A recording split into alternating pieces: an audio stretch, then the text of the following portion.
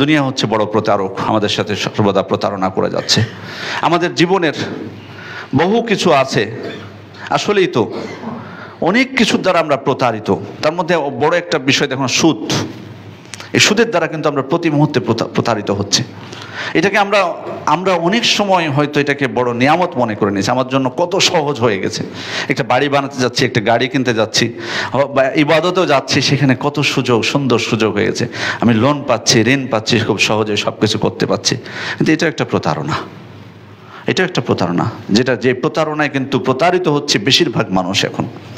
সমাজ সামর্থ্য থাকা সত্ত্বেও, যে কোনো কারণে হোক, যে কোনো কারণে হোক এ প্রতারণার শিকার, সামর্থ্য থাকা সত্ত্বেও সামর্থ্যবান ব্যক্তিরাও এই প্রতারণার মধ্যে পড়ছে, ওই ট্যাক্স ফাঁকি দেওয়ার জন্য বা যে কোনো কারণে হোক না কেন।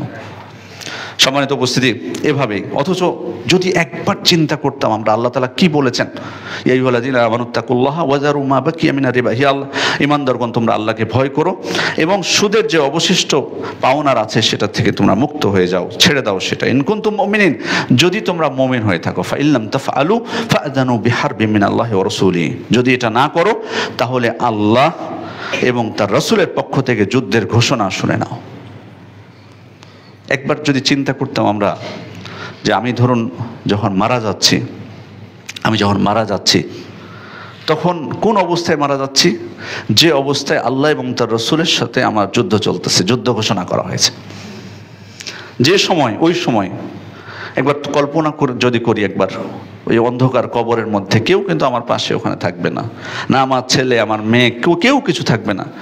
ওই অন্ধকার কবরের মধ্যে যদি আমি এমন অবস্থায় থাকি যে অবস্থায় দুনিয়াতে আমার উপর সুদভিত্তিক বিভিন্ন প্রকার ঋণ, লোন আমি নিয়ে রেখেছি অথবা কার্যক্রম করে রেখে গেছি, তাহলে কি অবস্থাটা আমার হতে পারে? আল্লাহ এবং তার রাসূল আমার সাথে যুদ্ধ ঘোষণা করে রেখেছেন, ওই অবস্থায় কবরে আমার কি পরিণতি হতে পারে? একবার যদি চিন্তা করতাম তাহলে আমরা সতর্ক হতে পারতাম। কিভাবে দেখুন আমার দুনিয়ার জীবনটা, বিশেষ করে বর্তমান যুগের এই শেষ জামানায় কিভাবে আরো প্রতারণা বেড়ে গেছে।